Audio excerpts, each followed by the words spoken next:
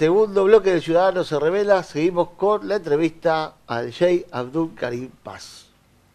Bueno, Sheikh, Aldo preguntaba en el bloque anterior acerca del memorándum Argentina-Irán. ¿Qué opina de esto? Y la relación del pueblo argentino con el iraní. Bueno, vamos por la primera parte del memorándum. El memorándum, hay varias lecturas del memorándum. La de el kirchnerismo o Cristina sostenía que el memorándum era ante una situación que estaba trabada porque no se podía profundizar en la investigación, porque el juez quería interrogar a iraníes.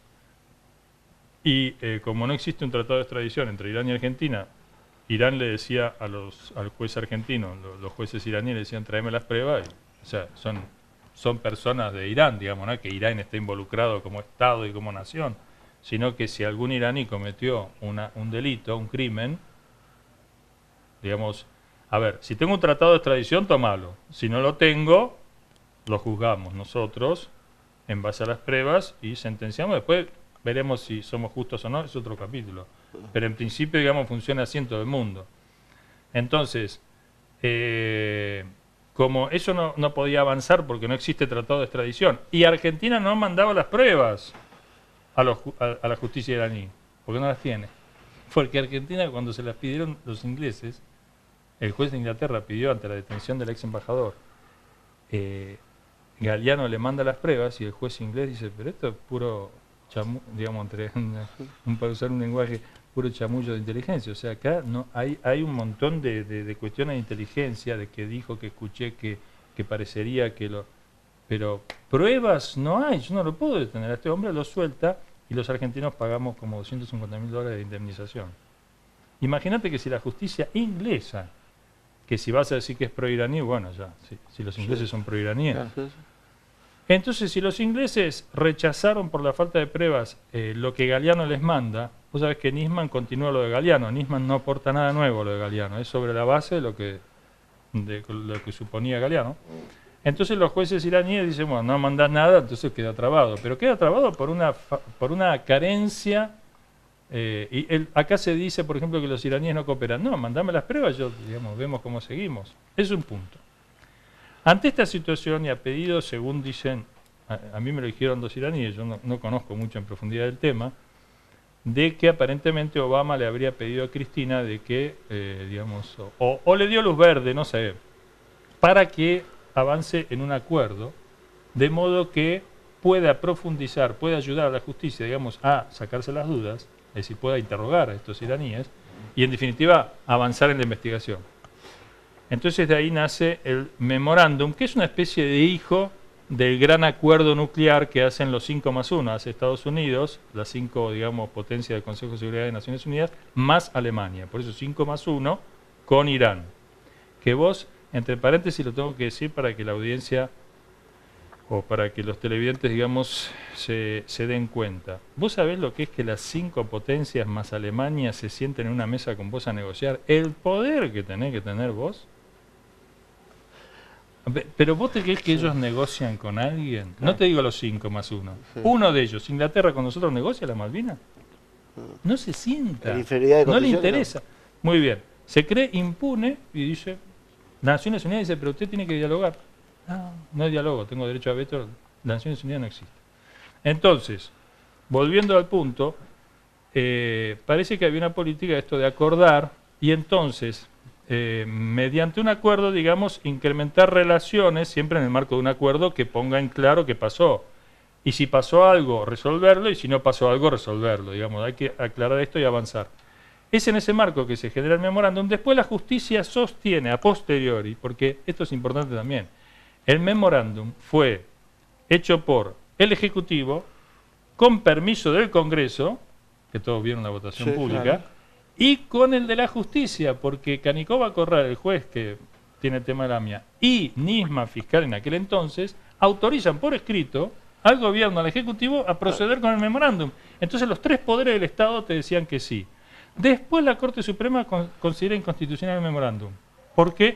Porque yo no sé técnicamente exactamente la razón, pero de alguna manera ellos creían que era entrometerse el Ejecutivo en la potestad del judicial, que no es así porque el judicial había autorizado, pero en instancias menores que la Corte Suprema. La sale, Corte Suprema, sale la última... la acusación de encubrimiento también. Sí, eso es otro tema. Entonces la Corte Suprema sostiene que es inconstitucional, entonces como toda ley, vos sabés, no es retroactiva. Sí. Yo no puedo sacar una ley, hoy es prohibido tomar agua, todo lo que toman agua ayer lo voy a meter preso. No, de ahora en más está prohibido. Entonces, el memorándum no es ninguna mala palabra, es una interpretación de la Corte Suprema, puede variar, tampoco es Dios que está hablando, no es un profeta la Corte Suprema, pero de todas maneras hay que respetar. Si dicen que no es constitucional, yo no puedo seguir por ese lado. Ahora, eso con respecto al memorándum. Para mí, y, digamos, ¿qué reemplaza el memorándum? Nada. Porque volvemos a antes, es decir, no mandamos prueba, ellos no avanzan, estamos frenados y ahora quieren el juicio en ausencia, cosa que rompería con la tradición, digamos, de lo que es la justicia argentina. Es decir, vos a un ausente lo vas a juzgar, lo vas a condenar sin escuchar. Digamos, el ABC de la justicia es escuchar a las dos partes y decidir. Seguro. Disculpa que te interrumpa, pero quiero poner un contexto internacional.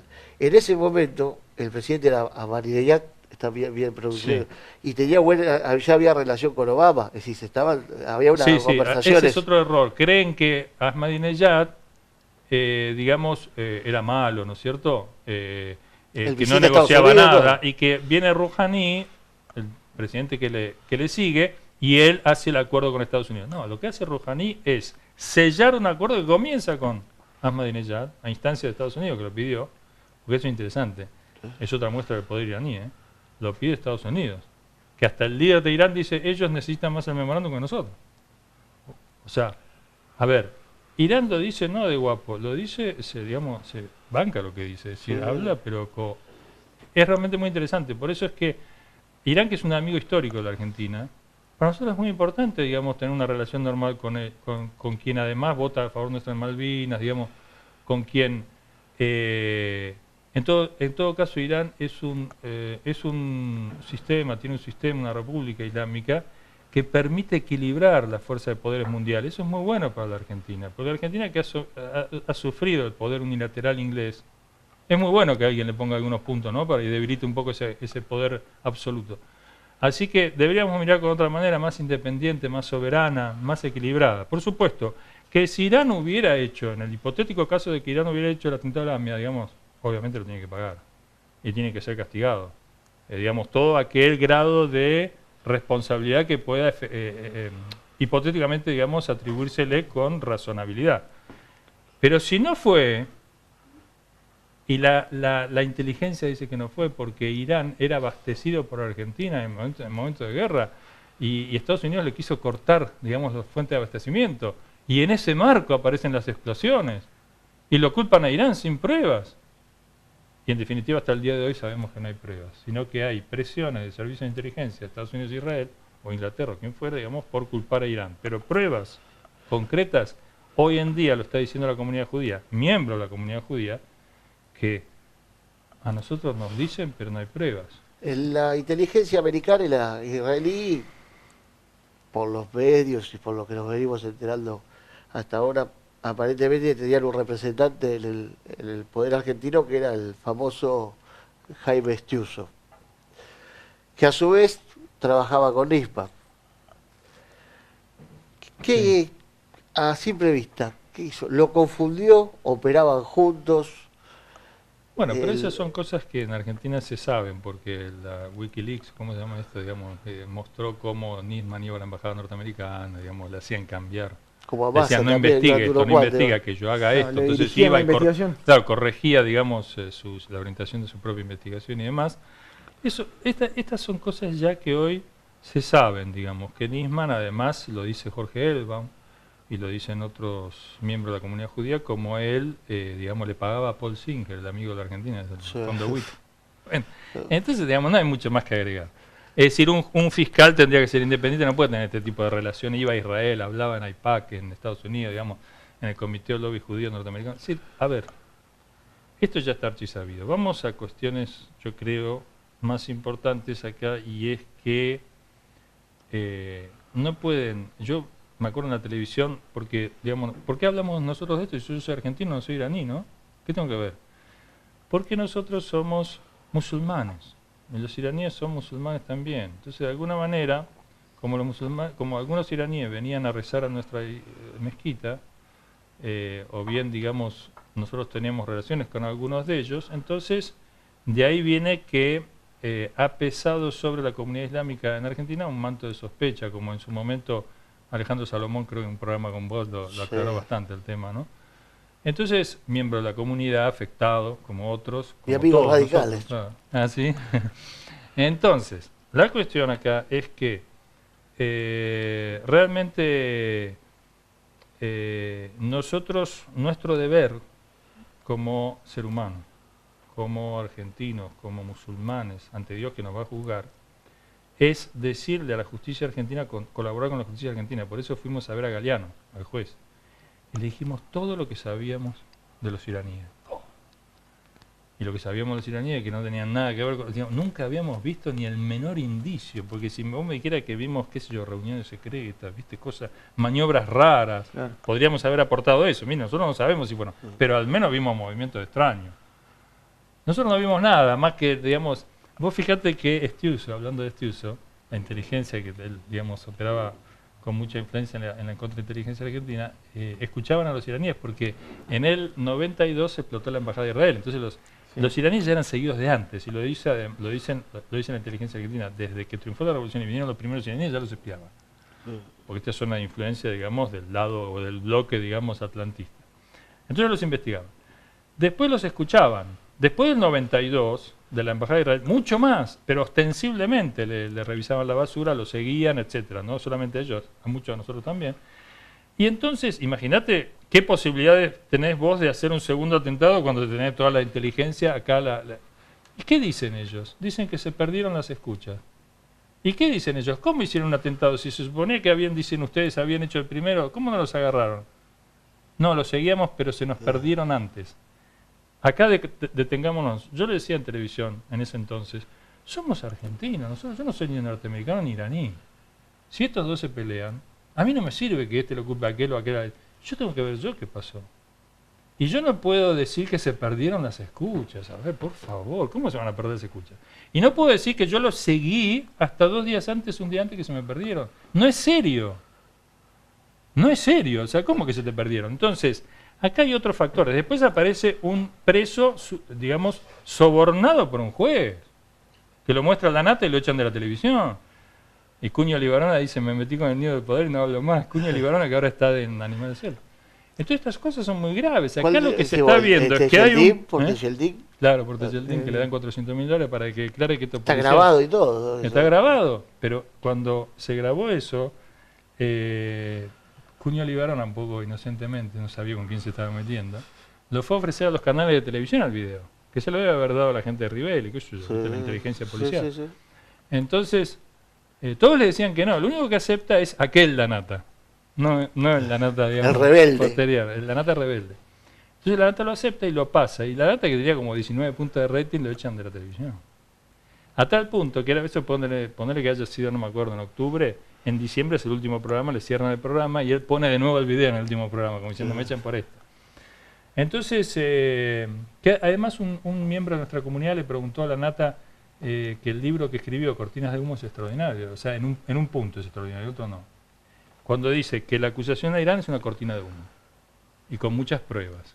Y una investigación muy seria que hizo. Y él dijo, fue la mejor investigación periodística que hice en mi vida. Y me pegaron tanto, digamos, por ese libro y la comunidad judía y todo, que no me meto más, no quiero saber más nada, no quiero reeditarlo, no quiero saber nada. Esa es la situación. Una situación en un microclima en Argentina donde no se permite una investigación seria de lo que pasó en la AMIA, que es lo que yo decía. Nosotros somos argentinos, somos inteligentes, gracias a Dios. La verdad, no es por... Inteligencia no nos falta, bastante creativos somos, ¿no? Bueno, podríamos aplicarla a ver qué pasó acá, investigar a fondo, y no que vengan los israelíes a decirnos que aquí encontramos un motor, viste, con un número intacto. O el dedo, famoso. Sí, entonces, viste, o el dedo con callo, que Mauro Viera dice, pertenece a un árabe porque tiene callo, el dedo de los J. No, digamos, a eso me hace acordar al documento de Muhammad Atta que encuentran en las torres, viste, el pasaporte de Muhammad Atta. No sé, se quemó el avión, pero yo leí el libro de la española que escribió. ¿La Raola? ¿Cuál? Raola es... Uy, eso es terrible. Sí, te tengo que traer una pregunta más. ¿Cuál es el interés de las alertas rojas? ¿Por qué era que se insistía con las alertas rojas? Bueno, porque las alertas rojas eran un pedido, yo no soy muy técnico en lo jurídico de Interpol, pero aparentemente porque me decía el embajador iraní, me decía que es un disparate hablar de alerta roja porque las alertas rojas se le aplican a aquel que tiene condena. Entonces hay un pedido Interpol de captura por condena. Acá no hay condena, por lo tanto corresponde hablar de cédula azul. Me decía él, yo no sé la verdad. Pero ahora azul, roja o amarilla, lo que importa es que había estas cédulas rojas, suponían que un pedido de captura para 6, 7, 8 implicados de Irán. Con lo cual no pueden salir de Irán, o si salen de Irán, ahora uno de ellos, el ministro Wahidi de Defensa, vino a Bolivia, ¿te acordás que a Evo después lo quisieron agarrar, entonces volvió rápido y Evo vino a pedirle disculpas acá a la DAIA? Bueno. El tema es que digamos, Interpol no actuó. Porque Interpol da la impresión, lo mismo que en su momento Menem, que no querían operar sobre los iraníes porque no tenían pruebas y era obvio que los estaban empujando a hacerlo. Y resistieron todo lo que pudieron, la verdad. El tema es que las cédulas rojas suponían un pedido de captura que Irán siempre rechazó porque Irán desde el principio condenó el atentado y dijo que no tenía nada que ver. Que ahora Carlos Escudé dice, Delía tenía razón, viste, que el libro es muy importante. Que me lo regalaron, voy a ver si lo leo y que vemos que aporta Escudé. Luis Delía tenía razón, dice Escudé. Entonces el tema es que las alertas rojas, Irán siempre pidió que Inoble, el jefe de Interpol norteamericano, ex jefe de Interpol, pero digamos que recibió en Lyon, en Francia, a Nisman y a la parte iraní y discutieron que Nisman se enojó, que fue medio un escándalo en aquella reunión, que le llamaron la atención a Nisman por el comportamiento, ¿no? Allí no se presentó, ¿no? No, sí se presentó, pero hizo mucho escándalo. Y entonces lo que pasa es que Irán pidió que se levanten esas cédulas y el gobierno argentino nunca lo pidió. Pero Nisman acusó de que el gobierno argentino las quería pedir. Sí. Digamos, es muy difícil esto de que las quería pedir. Es como que juzgó la intencionalidad, porque pruebas no tenía que las pidió. Porque si las hubiera presentado, por lo menos estaríamos en otro nivel. Entonces, obviamente, el juez Rafecas dijo, digamos, ¿a mí qué me sirve? La subjetividad de Nisman, lo que piensa Nisman. Yo puedo pensar que vos robaste el banco, pero mi pensamiento de que vos robaste el banco no te hace culpable. Vos tenés que presentar la prueba. Bueno, muy bien. Entonces aparece Noble, norteamericano, jefe de Interpol, diciendo, no, nunca nos pidió el gobierno argentino, listo. O sea, no solamente no tenés pruebas, sino que alguien que no podés tildar de pro-iraní te está diciendo que no nos la pidió. Entonces, bueno, ¿y ahora qué? Y ahora nada. No fue llamado a declarar el testigo Noble, que Moreno Campo, un hombre de mucho prestigio internacional, un argentino, digamos, que estaba en la Corte de la Haya, dijo, pero llámenlo, es mi amigo, digamos, puede ser, es el testigo más importante dicho por Nisman de la causa AMIA y no lo llaman a declarar, digamos, para resolver este tema del memorándum, por lo cual metieron preso o quieren meter presa a Cristina, nada menos, digamos, una expresidenta. Imagínate si Cristina es inocente, que nosotros creemos que es absolutamente inocente y del memorándum realmente no constituye ningún delito, que además no se ejecutó, va presa. ¿Vos te imaginás el nivel de conflicto que eso genera una persona inocente, presidenta, presa por algo que no cometió? Es muy grave. Y resulta que al testigo más importante, que es el jefe de Interpol, no lo llamamos. Es todo burdo, muy raro, burdo. ¿Viste? O por decir de una manera. Karim, mencionabas recién que, bueno, después de toda esta situación de los atentados hay un manto de, o algún sector en algún sector de la sociedad hay un manto de sospecha sobre la comunidad musulmana. Cada vez menos. Yo te quería preguntar, ¿cómo viven la comunidad musulmana en la Argentina? ¿Se sienten perseguidos? Bueno, hoy en día ha disminuido, pero no totalmente, porque hay sectores mínimos todavía, digamos, mínimos pero con poder. Sí. O sea, son minoritarios pero con mucho poder, que insisten en acusar a Irán. Y claro, Irán, digamos, se supone que si fueron los iraníes, necesitan ayuda, y ahí es donde pretenden algunos, por supuesto y en absoluto sin pruebas, y Dios es testigo de lo que digo, jamás tendrán prueba de lo que no existe. Y nosotros decimos más todavía, por Dios que se va a saber lo que pasó en la AMIA, y van a tener que resarcir, ¿no?, de todas las barbaridades que se han dicho, porque la comunidad islámica sufrió mucha discriminación hasta el día de hoy. Vos sabés que nosotros tenemos muchas puertas cerradas por lo que se dijo. Claro. Claro, por eso Y te eso preguntaba. es muy grave, porque imagínate, una vez vino un colegio a visitarnos a la mezquita, ¿viste? Hace muchos años. Y lo pasaron, bueno, muy bien, y hablamos con los alumnos y todo, y realmente, entonces la gente de la escuela nos dijo, realmente les queremos agradecer, fue esto extraordinario, y les vamos a confesar algo, anoche tuvimos una gran reunión porque unos padres tenían miedo de venir, y qué sé yo, qué sé cuánto, y realmente nada que ver. Entonces eso te da la pauta de la cantidad de escuelas que no vienen, ¿entendés? Porque Sí. tienen miedo.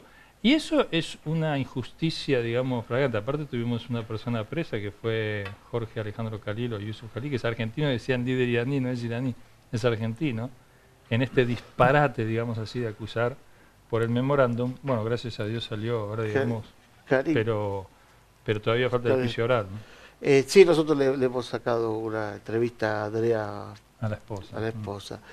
Karim, mi última pregunta es sobre el Congreso Antimafia que participaste y las Sí. relaciones interreligiosas que ahí se trataron y Bueno, cómo se proyecta. Sí, para nosotros el trabajo que ese, digamos, polo de unión nos resulta muy interesante, porque, digamos, enfocan o ponen el énfasis en cuestiones importantes, como ser una lucha antimafia, por un lado, las mafias en plural, y por otro lado, porque en este congreso han hecho un panel interreligioso que nos parece muy importante, con figura de primer nivel, como Sánchez Orondo, que es el director de la Academia Pontificia del Vaticano, amigo, digamos, de Bergoglio, aparte ocupa ese cargo hace muchos papas ya, ¿no? Ya dos papas anteriores.